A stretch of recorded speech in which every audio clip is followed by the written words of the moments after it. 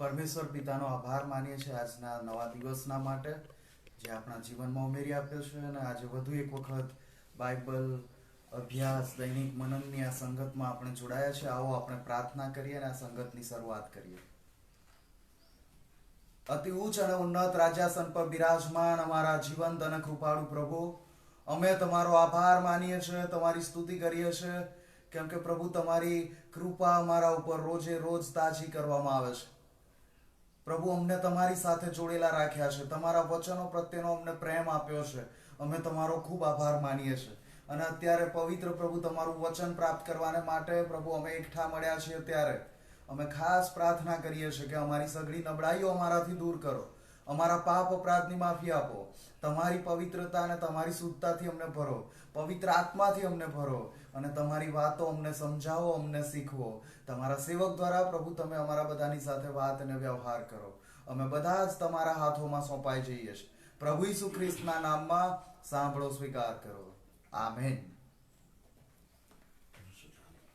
આવો આપણે ભજન સંગ્રહમાંથી ગીત નંબર 340 આપણે સાથે મળીને ગાઈએ.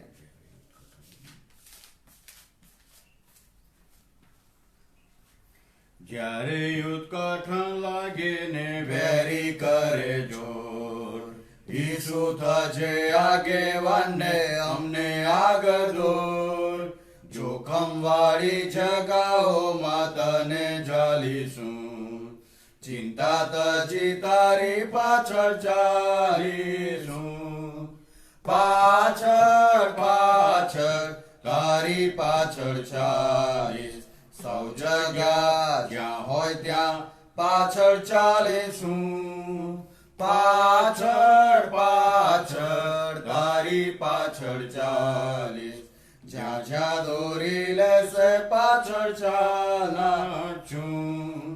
નમૂનો તે આપ્યો અમને ભારે કષ્ટ વેઠી, માટે જે તું કે છે તે કરીશું ખુશીથી.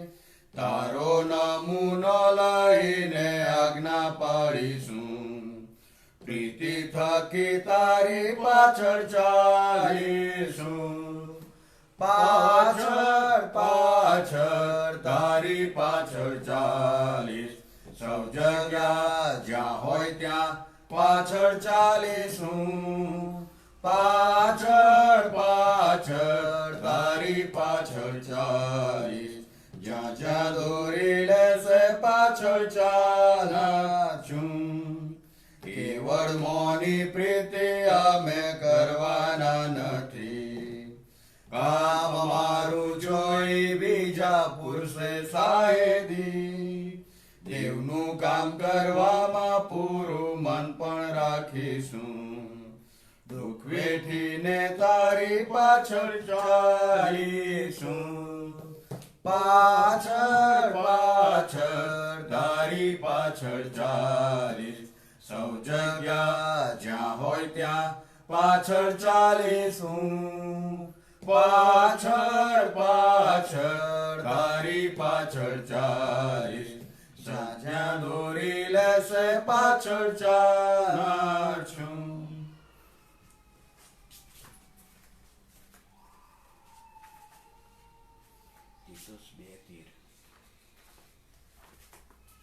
પ્રભુનું વચન વાંચીએ. તીતસને પત્ર એનો 2 અધ્યાય અને 13મી કલમ. તીતસને પત્ર 2 અધ્યાય અને 13મી કલમ, પેજ નંબર 213. નવા કરારમાં પેજ નંબર 213. તીતસને પત્ર 2 અધ્યાય 13મી કલમ. અને ત્યાં આ પ્રમાણે લખેલું છે: અને ધન્ય આશા પ્રાપ્તિની ઘડીની અને મહાન દેવ તથા આપણા તારનાર ઈસુ ખ્રિસ્તના મહિમાના પ્રગટ થવાની વાટ જોવી. આ પ્રભુનું વચન છે. સમજવાને માટે પ્રભુ આપણને કૃપા આપે. અને આ સમય છે કે આપણે પ્રભુના વચનો પર મનન કરીએ અને રેવરન્ડ માર્ટિન ક્રિશ્ચિયન સાહેબ આપણને પ્રભુના વચનના મનનમાં દોરશે.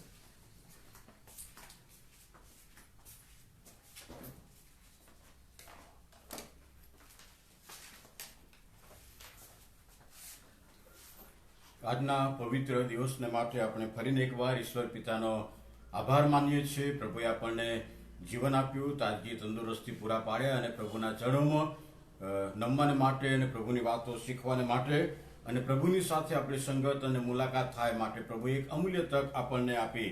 ત્યારે આપણે પ્રભુના નામને ધન્યવાદ આપીએ છીએ અને આજની આ સંગતમાં આપ સર્વનો પ્રભુ ઈસુ ખ્રિસ્તના નામમાં આવકાર કરવામાં આવે છે.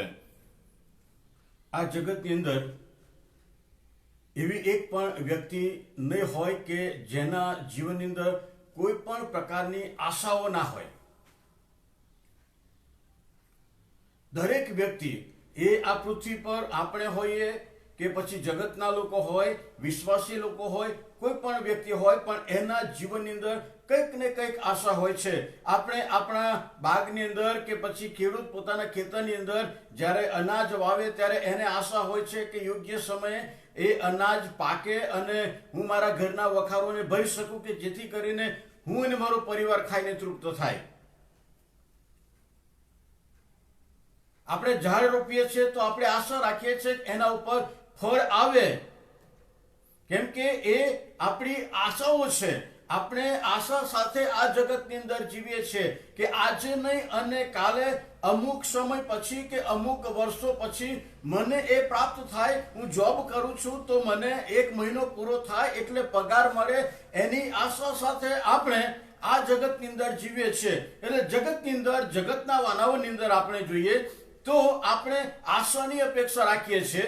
એટલે કે કોઈક પ્રકારની આશા, કોઈ પણ પ્રકારનું કામ હોય પણ એની અંદર આપણી આશાઓ સમાયેલી છે. ભલે જગતની વાતો હોય, જગતના વાના હોય, જગતની બાબતો હોય, પણ મને કંઈક પ્રાપ્ત થાય આજે નહીં ને અમુક સમય પછી.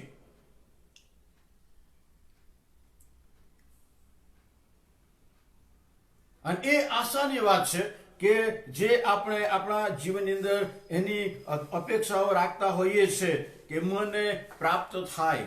અને પવિત્ર શાસ્ત્ર બાઇબલની અંદર તમે જુઓ તો પવિત્ર શાસ્ત્ર બાઇબલની અંદર પણ પ્રભુના સેવકો, સંતો, ભક્તો, પ્રેરિતો અને પ્રબોધકોની મારફતે આ જ બાબત બતાવવામાં આવી છે. આશાની બાબત બતાવવામાં આવી છે. અને જે વચન વાંચવામાં આવ્યું તમારી આગળ ફરીથી હું એ કલમ વાંચીશ, તીતસ 2 અધ્યાય ને 13મી કલમ. તો ત્યાં પ્રમાણે લખ્યું છે, અને ધન્ય આશા પ્રાપ્તિની ઘડીની અને મહાન દેવ તથા આપણા તારનાર ઈસુ ખ્રિસ્તના મહિમાના પ્રગટ થવાની વાટ જોવી. અહીં આગળ તો ઈસુ ખ્રિસ્તના આગમનની આશાની વાત બતાવવામાં આવી છે. પણ પ્રભુના વચનોની અંદર આપણે જે આજે જોવાના છીએ તે આ કે આ પૃથ્વી પર શા માટે ઈસુ ખ્રિસ્ત પર વિશ્વાસ કરવો, આ પૃથ્વી પર કેમ પ્રભુના માર્ગમાં ચાલવું, કેમ પ્રભુની આધીનતામાં રહેવું, કે જેથી કરીને એનું પરિણામ શું. અને એટલા માટે પવિત્ર શાસ્ત્ર બાઇબલની અંદર તમે જુઓ તો એક મહાન બાબત આપણા માટે બતાવવામાં આવી છે. અને તે આ કે જો આપણે ખ્રિસ્તમાં છીએ તો તમને ને મને આપણને એક આશા છે. અને કઈ પ્રકારની આશા? કે નવી ઉત્પત્તિ છે. ખ્રિસ્તમાં છીએ તો જે આશા છે તે આ કે નવી ઉત્પત્તિ છે. અને એટલા માટે પ્રભુ ઈસુ ખ્રિસ્ત પર વિશ્વાસ કરવો અને પ્રભુની આધીનતામાં આવવું, એની પાછળનું કારણ કે જૂનું જીવન, જૂનો સ્વભાવ, જૂની વિચારસરણી એ બધું દૂર થાય ને એક નવી આશા આપણા જીવનની અંદર આવે કે હું નવો બનું. આપણે કલમો સાથે જોવાના છીએ.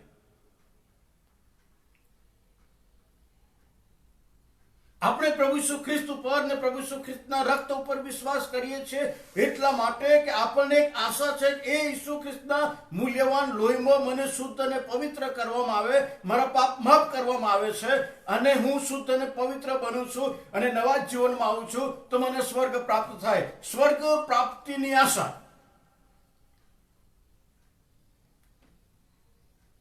અને એ મરણ પછીના જીવનની ને પૃથ્વી પર શુદ્ધ અને પવિત્ર જીવનની આશાના માટે જ પ્રભુ ઈસુ ખ્રિસ્ત આ પૃથ્વી પર આવ્યા કે જેથી કરીને તમને ને મને એ ધન્ય આશા પ્રાપ્ત થાય અથવા એ ધન્ય મહિમાને ગૌરવ પ્રાપ્ત થાય કે જે પાછલા દિવસોમાં આપણે જોયું. અને એના માટે ઈશ્વરના જે દિવ્ય ધોરણો અને પ્રભુની જે યોજના એ બધી બતાવવામાં આવી કે જેથી કરીને ઈશ્વર એ પ્રમાણે કહે છે કે તમે એ આશામાં જીવન જીવો કે એ મહિમા, એ ગૌરવ, એ સામર્થ્ય, એ મુગટ તમને પ્રાપ્ત થાય.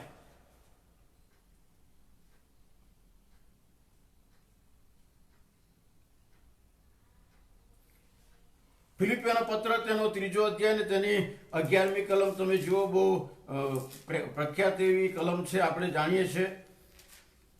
ફિલિપિયોનો પત્ર તેનો 3 અધ્યાય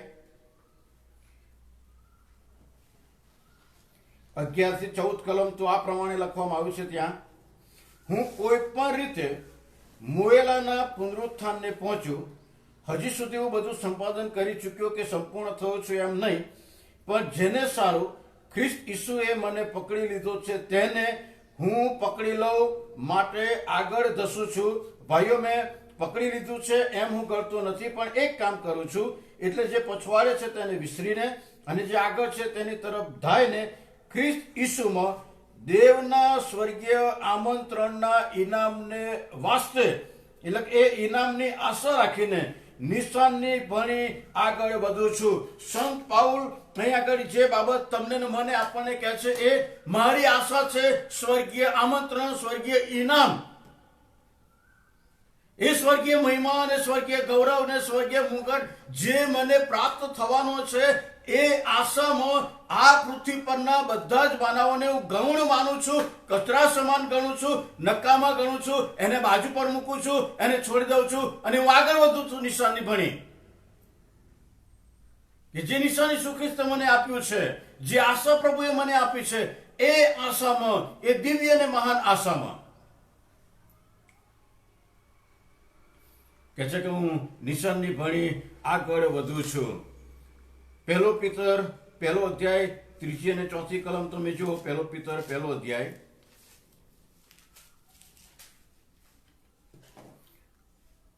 તેની 3 અને 4 કલમની અંદર આ પ્રમાણે લખવામાં આવ્યું છે: આપણા પ્રભુ ઈસુ ખ્રિસ્તના દેવ તથા બાપને ધન્યવાદ હો કે તેણે પોતે ઘણી દયા રાખીને મોયેલામાંથી ઈસુ ખ્રિસ્તનું પુનરુત્થાન કરીને સજીવન, આશાને સારું, અવિનાશી, નિર્મળ તથા કરમાઈ ન જનારા વતનને માટે આપણને પુનર્જન્મ આપ્યો છે. તે વતન તમારે સારું આકાશમાં રાખી મૂકવામાં આવેલું છે. બહુ સ્પષ્ટ શબ્દોની અંદર તમને ને મને પ્રભુનું વચન કહે છે પ્રમાણે કે એ ધન્ય આશામાં, અને કઈ આશા? તો કે છે અવિનાશી, નિર્મળ તથા કરમાઈ ન જનારું વતન. અને ત્યાં આપણું ગૌરવ અને આપણો મહિમા અને માન અને એ જે સ્વર્ગીય મુંગટ ને એ બધી જ બાબતો ત્યાં આગળ છે. એ જીવનનું ઝાડ પ્રકટીકરણની અંદર આપવામાં આવ્યું છે. એ બધી જ બાબતો ત્યાં આગળ આપવામાં આવી છે. અને એ પ્રભુનું વચન કહે છે. ફિલિપિયોનો પત્ર તેનો 3 અધ્યાય ને તેની 8મી કલમ તમે વાંચો તો ત્યાં આગળ પણ હમણાં જ આપણે વાંચ્યું, પરંતુ એની 8મી કલમની અંદર પણ આ પ્રમાણે લખવામાં આવ્યું છે: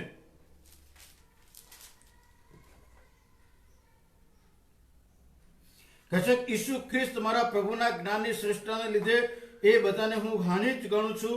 એને લીધે મેં સગળાનું નુકસાન કર્યું છે, કચરો ગણું છું, કે જેથી હું ખ્રિસ્તને પ્રાપ્ત કરું. ખ્રિસ્ત પ્રાપ્ત કરવાની આશા એ સંત પાઉલ અહીં આગળ બતાવે છે. 2 બાબત અહીં આગળ આપણે જોઈ શકીએ છીએ: ખ્રિસ્તને પ્રાપ્ત કરું અને ખ્રિસ્ત ઈસુમાં જે મહિમા મને મળવાનો છે, ખ્રિસ્ત ઈસુમાં અવિનાશી અને કદી કરમાય ન જનાર એવું વતન મને પ્રાપ્ત થવાનું છે. ખ્રિસ્ત ઈસુમાં જે મુગટ મને મળવાનો છે, એ ધન્ય આશામાં કહે છે કે હું આ જગતમાં ચાલું છું. વાલો, આપણે બધા જ આશા સાથે આ જગતની અંદર જીવીએ છીએ. અને દરેક વ્યક્તિ, કોઈ પણ વ્યક્તિ એવી નહીં હોય કે એના જીવનની અંદર કોઈ પણ પ્રકારની આશા સમાયેલી ના હોય.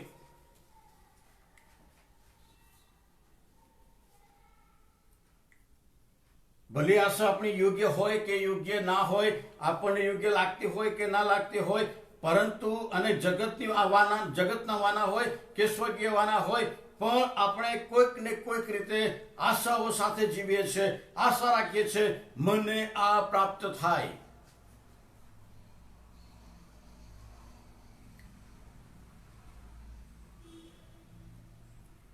અને એટલા માટે હિબ્રુઓને પત્ર તેનો 11મો અધ્યાય, આપણે ગઈકાલે પણ એમાંથી કેટલીક બાબતો જોઈ હતી.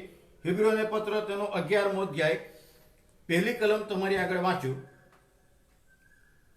પાન નંબર 222, હિબ્રુને પત્ર 11મો અધ્યાય ને તેની પહેલી કલમની અંદર આ પ્રમાણે લખવામાં આવ્યું છે, હવે વિશ્વાસ તો જે વસ્તુઓની આશા આપણે રાખીએ છીએ તેની ખાતરી છે અને અદ્રશ્ય વસ્તુઓની સાબિતી છે. અહીં આગળ તમે જો સંત પાઉલ હિબ્રુને પત્રનો જે લેખક છે એ કહે છે કે વિશ્વાસ તો જે વસ્તુઓની આશા આપણે રાખીએ છીએ તેની ખાતરી છે.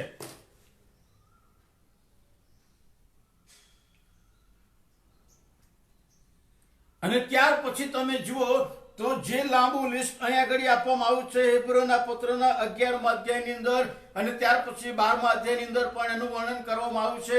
એ બધા જ સેવકો, સંતો, ભક્તોના જીવનની અંદર જે આશાઓ વણાયેલી છે એનું વર્ણન ત્યાં આગળ કરવામાં આવ્યું છે કે એ ધન્ય આશામાં, એ દ્રઢ આશામાં કે છે કે એ લોકો બધું જ છોડીને પ્રભુના માર્ગમાં ચાલ્યા અને પ્રભુના દિવ્ય ધોરણ પ્રમાણે લોકો જીવન જીવ્યા કે જેથી કરીને એમને એ ધન્ય આશા પ્રાપ્ત થાય. અને તમે જુઓ 16મી કલમની અંદર હિબ્રુને પત્ર 11મો અધ્યાયની પહેલી કલમ આપણે વાંચીએ કે છે કે જે વસ્તુઓની આશા આપણે રાખીએ છીએ.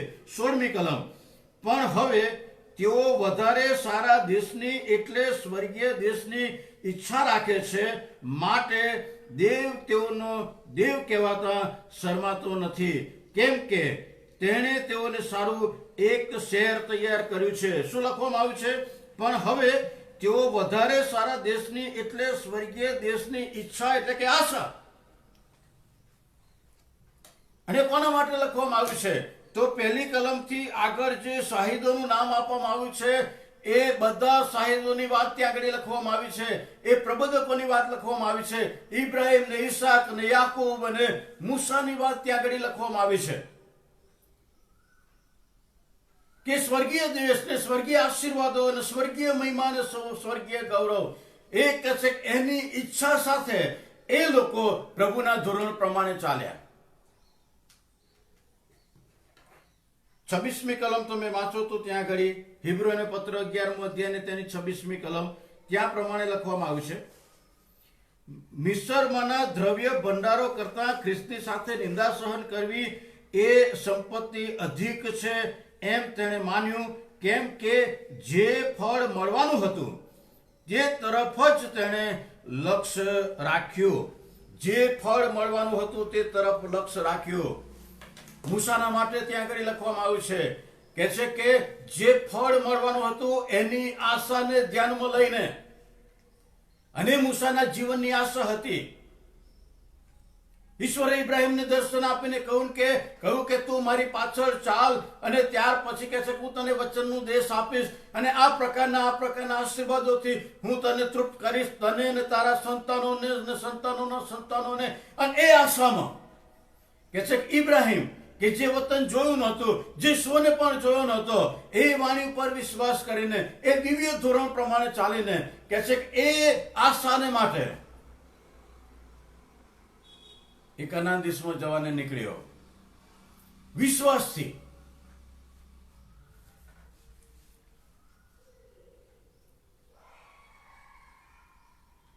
નૂહે વિશ્વાસથી કહે છે કે ઈશ્વર ઉપર વિશ્વાસ કર્યો અને વાણ બનાવ્યો કે હું અને મારો પરિવાર બચી જાય, કે જેથી કરીને ત્યાર પછીની જે ધન્ય આશા છે દેવના ન્યાયપણામાં એ મને પ્રાપ્ત થાય.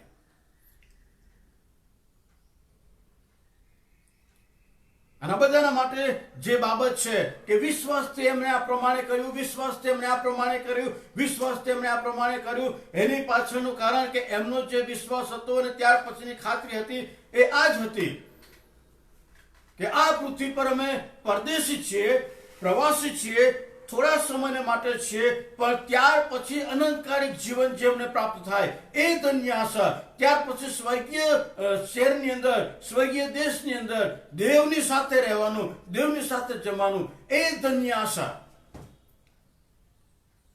અને વિશ્વાસથી કહે છે કે એ આશાને ધ્યાનમાં લઈ અને એ લોકો આગળ ચાલ્યા. 40મી કલમ તમે એ જ અધ્યાયની 40મી કલમ તમે જુઓ તો ત્યાં આગળ લખવામાં આવ્યું છે પ્રમાણે, કેમ કે દેવે આપણે માટે એથી વિશેષ સારું કંઈક નિર્માણ કર્યું હતું, જેથી તેઓ આપણા વગર પરિપૂર્ણ ન થાય. અને એટલા માટે તમે જો આગળની કલમો વાંચો તો એ આગળની કલમોની અંદર ઘણી બધી બાબતો લખવામાં આવી છે કે આ લોકોએ બહુ ભયંકર એવું દુઃખ અને યાતનાઓ સહન કરી. થોડી કલમ તમારી આગળ હું વાંચું. 36મી કલમ કહે છે કે બીજા કેટલાય મસ્કરીઓથી, કોગડાઓથી, બેડીઓથી તથા કેદખાનામાં નંખાઈને પરખાયા. તેઓને પથ્થરોએ મારી નાખવામાં આવ્યા, તેઓને કરવતથી વેરવામાં આવ્યા, લાલચો આપવામાં આવી, તરવારથી માર્યા ગયા, ઘેટા બકરાના ચામડામાં પહેરીને કહે છે કે ફરતા હતા. તેઓ કંગાલ, રીબાયેલા તથા પીડાયેલા હતા. જગત તેઓને યોગ્ય ન હતું. તેઓ રાનોમાં, પહાડોમાં, હોમાં તથા પૃથ્વીની ગુફાઓમાં રખડતા હતા. એ સર્વ વિશે તેઓના વિશ્વાસને લીધે સાક્ષી આપવામાં આવી હતી, પણ તેઓને વચનનું ફળ મળ્યું નહીં. કેમ કે દેવે આપણે માટે એથી વિશેષ સારું કંઈક નિર્માણ કર્યું છે. આ પૃથ્વી પર દુઃખો, યાતનાઓ, તકલીફો ખ્રિસ્ત ઈસુમાં સહન કરવી પડે તો કે છે એમણે સહન કરી, એ સાહેદો બન્યા, એમણે પોતાના જીવનનું બલિદાન આપ્યું અને આ પૃથ્વી પર એમને કે છે કંઈ પ્રાપ્ત થયું નહીં, પણ કે છે એથી વિશેષ કંઈક પ્રાપ્ત થાય. એ જે ધન્ય આશા પ્રેરિતોના જીવનોની અંદર હતી કે જે ખાતરી પ્રભુ ઈસુ ખ્રિસ્તમાં વિશ્વાસ કરનારાઓને આપવામાં આવી હતી. અને જે ધન્યતાઓ છે એની અંદર તમે જુઓ તો ત્યાં આગળ પણ એ જ પ્રમાણે લખવામાં આવ્યું છે. તેઓને ધન્ય છે કેમ કે તેઓ દેવનું રાજ્ય પ્રાપ્ત કરશે. આકાશમાં એમનો બદલો મોટો છે.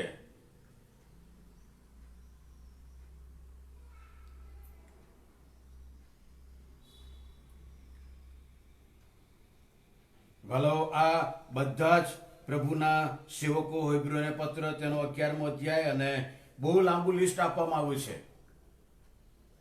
અને આપણે મૂસા વિશે જોયું. ગઈકાલે પણ ઇબ્રાહિમ ને મૂસા અને એલિયાના સંબંધી આપણે જોયું કે છે કે ત્યાં આગળ મૂસા અને એલિયા અને પ્રભુ ઈસુ ખ્રિસ્ત.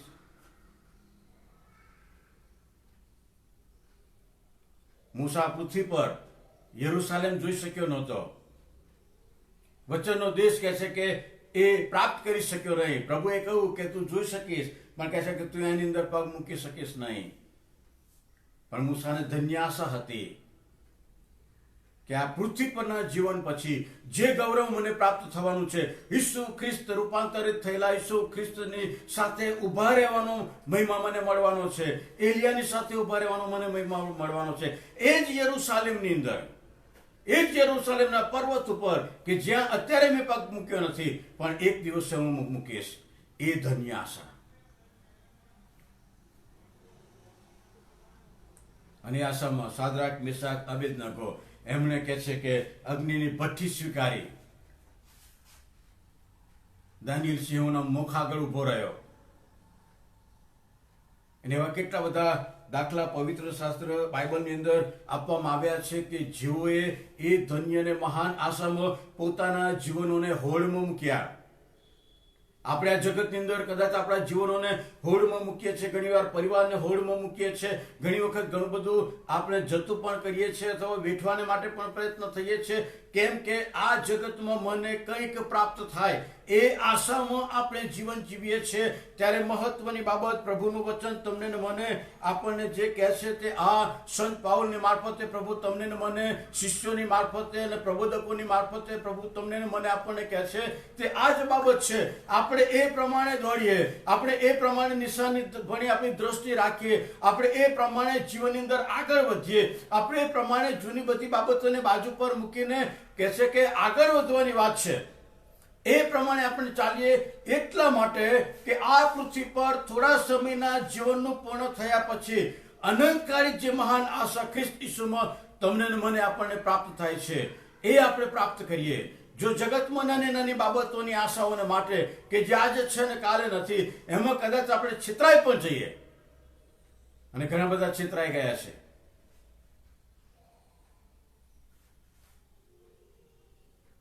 અને આજે તો બહુ છેતરાય છે. એક મેસેજ આવ્યો હોય કે તમને આટલા લાખ રૂપિયાનું ઇનામ કે આટલા કરોડ રૂપિયાનું ઇનામ પ્રાપ્ત થયું છે અને તમે એમાં સિલેક્ટ થઈ ગયા છો અને હવે તમારે ફક્ત આ પ્રમાણે કરવાનું છે, તમારો આ નંબર આપો તો તમારા એકાઉન્ટમાં પૈસા જમા થઈ જશે.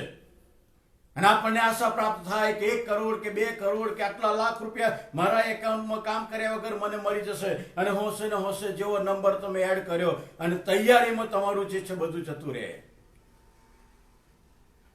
આશા હતી કે મળશે, ઝાડ રોપ્યું, આશા હતી કે ફળ મળશે.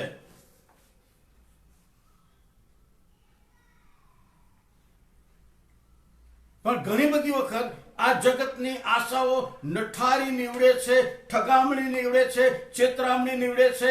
એના અનુભવમાંથી એક યા બીજી રીતે આપણે બધા જ પસાર થઈ ગયેલા છીએ. જે આશા રાખી એ આપણને પ્રાપ્ત ના થઈ, અને પ્રાપ્ત થઈ તો કદાચ થોડા સમય માટે આપણને પ્રાપ્ત થઈ અને ત્યાર પછી એ જતું રહ્યું. પણ આ પ્રભુના સેવકો, સંતો અને ભક્તોએ પોતાના જીવનનો હોડમાં મૂકી દીધા. એ દિવ્ય ધોરણ પ્રમાણે કહે છે કે ચાલ્યા. કેમ? કે એમને ખાતરી હતી, એમને વિશ્વાસ હતો. આ જે આશા અમે રાખીએ છીએ એ ઠગારી નથી, એ છેતરામણી નથી. કેમ કે એ ખાતરી તો પ્રભુએ પોતે આપી છે. એ વચન પ્રભુએ પોતે આપ્યું છે. અને જે પ્રભુ આપણા માટે પોતાના જીવનનું બલિદાન આપે એ પ્રભુ શું આપણને છેતરે અથવા એ આશા અને ખાતરી આપણને નહીં પૂરી પાડે? એ મહિમા શું આપણને નહીં મળે? એ ગૌરવ, એ પવિત્રતા શું આપણને નહીં મળે? એ મહિમાનું મુગટ શું આપણને પ્રાપ્ત નહીં થાય? એમને ખાતરી હતી કે આપણને એ પ્રાપ્ત થશે જ. માટે અગ્નિની ભઠ્ઠી આવી, વાંધો નહીં, અમે કૂદી પડીશું. સિંહોનું બિલ આવ્યું, અમે કૂદી પડીશું. મરવાનું છે, અમે મરવાને માટે તૈયાર છીએ. કેમ કે એમને પૂરી ખાતરી હતી આમાં કોઈ ચીટિંગ નથી. એ ગૌરવ અમને મળશે જ, એ માન અમને મળશે જ. એ ગીત શાસ્ત્રના 8મા અધ્યાયની અંદર દાઉદ ભક્તની મારફતે કહેવામાં આવ્યું છે પ્રમાણે માન ને મહિમાનું મુગટ, એ ખાતરી અમને છે કે એમને મળશે જ. અને માટે એ વિશ્વાસમાં મજબૂત બનીને એ ધન્યાસામાં એ લોકોએ પોતાના જીવનોને હોમી દીધા અને પ્રભુના દિવ્ય ધોરણો પ્રમાણે ચાલ્યા. અને હિબ્રુના પત્રની અંદર આપણે જોઈએ છીએ તો કહે છે કે એમને એ આશા પ્રાપ્ત થઈ વિશ્વાસથી. અને પ્રકટીકરણના પુસ્તકની અંદર પણ આપણે વાંચીએ પ્રમાણે કે પ્રભુ એવા લોકોને પોતાની છાતી ઉપર કોતરીને રાખે છે, પોતાના ખભા ઉપર, સ્કંધ ઉપર કહે છે કે મૂકી રાખે છે. ધન્ય આશા. શું વાલાઓ, આપણે આ જગતની અંદર એવી બહુ આશાઓ રાખીએ છીએ કે મારું 1 ઘર છે, 2 ઘર થાય, મારી પાસે આટલી મિલકત છે, એનાથી ડબલ મિલકત થાય, અને કદાચ જે છે પણ જતું રહ્યું હોય.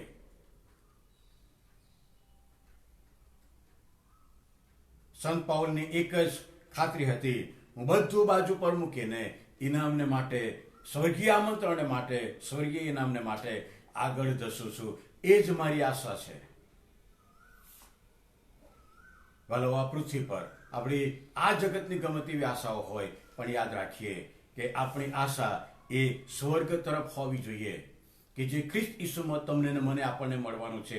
એ સ્વર્ગીય આશીર્વાદો તરફ આપણી આશા હોવી જોઈએ કે જે તમને ને મને આપણને પ્રાપ્ત થવાના છે. અને એ મળે એટલા માટે આપણે જે ધોરણ સુધી વિશ્વાસ કરવાનો છે એ પ્રમાણે આપણે કહીએ કે જે પ્રબોધકોએ કર્યું, પ્રેરિતોએ કર્યું.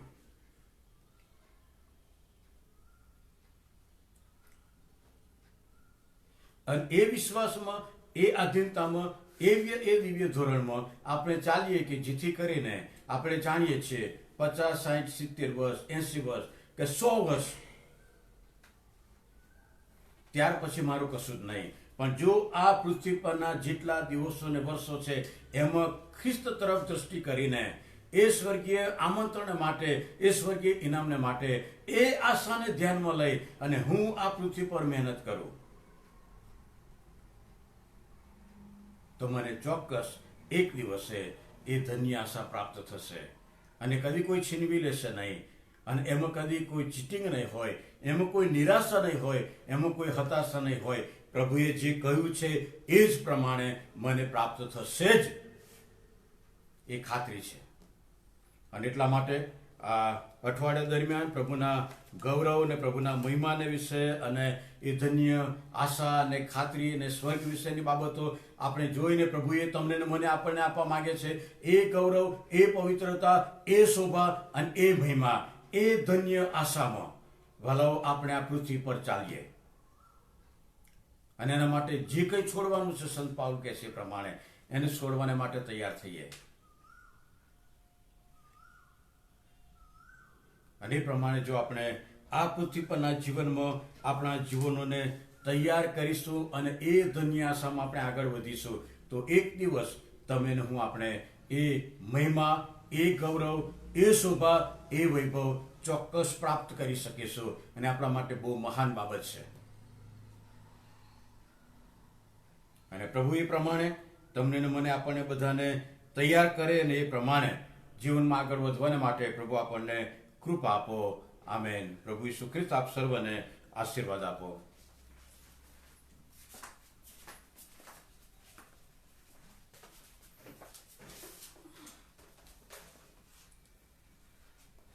સુંદર સંદેશાના માટે પાળક સાહેબનો આભાર માનીએ છીએ અને પરમેશ્વરના પુત્ર પ્રભુ ઈસુ ખ્રિસ્તમાં જે આપણને મહાન આશા પ્રાપ્ત થઈ છે માટે પરમેશ્વર પિતાનો આભાર માનીએ અને આશામાં આનંદ કરીએ, આશામાં આગળ વધીએ અને આપણા જીવનોથી પ્રભુ માન, મહિમા અને ગૌરવ પામે. આવો આપણે પ્રાર્થના કરીએ. અતિ ઉચ્ચ અને ઉન્નત રાજાસન પર બિરાજમાન અમારા જીવંત અને કૃપાળુ પ્રભુ, અમે તમારો આભાર માનીએ છીએ, તમારી સ્તુતિ કરીએ છીએ તમારા ખાતરીદાયક વચનોના માટે. તમારા એ અજાયબ જેવા વચનો કે જેમાં અમને અનંતકાલિક જીવનની આશા પ્રાપ્ત થાય છે, સ્વર્ગના જીવનની આશા પ્રાપ્ત થાય છે, તમારા મહિમામાં સામેલ થવાની આશા પ્રાપ્ત થાય છે. પ્રભુ ઈસુ ખ્રિસ્ત અમને લેવા માટે આવી રહ્યા છે, એ આશામાં અમે આગળ વધી શકીએ છીએ. પ્રભુ, અમે તમારો ખૂબ આભાર માનીએ છીએ, તમારી સ્તુતિ કરીએ છીએ કે પ્રભુ ઈસુ ખ્રિસ્તમાં અમને જે આશા પ્રાપ્ત થઈ છે એ ઠગારી નીવડવાની નથી. એ આશા અમર છે અને એ આશામાં પ્રભુ અમે આગળ વધી રહ્યા છીએ. ત્યારે તમારો આભાર માનીએ છીએ, તમારી સ્તુતિ કરીએ છીએ કેમ કે તમારા વચનોમાંથી પ્રભુ તમે અમને ઉત્તેજન આપો છો, તમે અમને વધુ ને વધુ ખાતરી પમાડો છો, તમે અમને એ વાતો યાદ દેવડાવો છો કે એ આશામાં આગળ વધવાથી અમે પવિત્ર પ્રભુ આશીર્વાદિત થઈશું.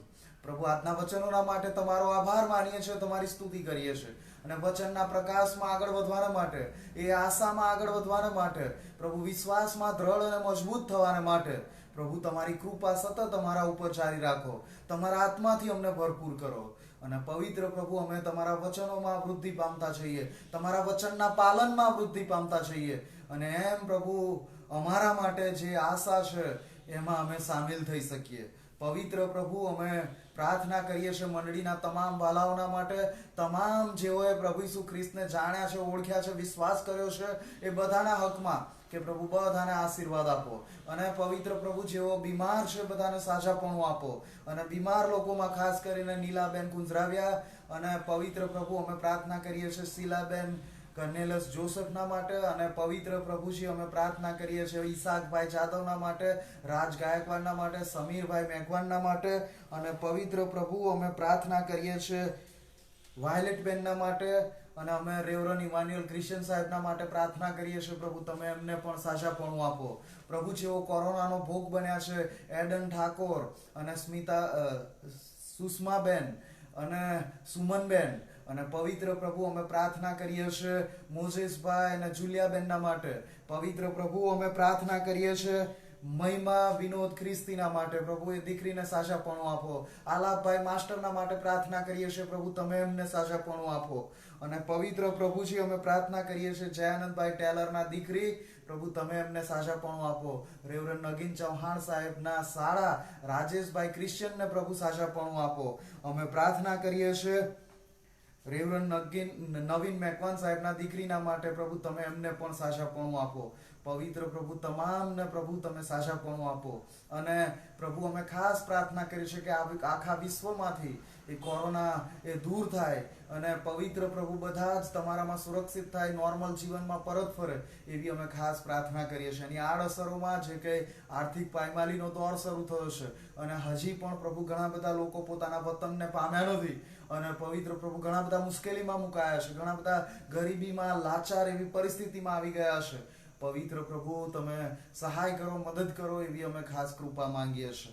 પવિત્ર પ્રભુ, અમે પ્રાર્થના કરીએ છીએ, માંગીએ છીએ કે અમે બધા એ તમારી સાથેની સંગતમાં જોડાયેલા રહીએ અને તમારા વચનોથી અમે તૃપ્ત થતા રહીએ અને તમારા વચનો પાડીને અમે ધન્ય બની જઈએ અને મહાન આશા અમારા હકમાં એ પ્રભુ ઠગારી ન નીવડતા અમે આશામાં પ્રભુ અમે એ તમારા મહિમામાં જોડાઈ શકીએ, સદાકાળનું જીવન પામીએ, સ્વર્ગનું જીવન પામીએ. માટે પવિત્ર પ્રભુ તમે અમને સહાય કરો.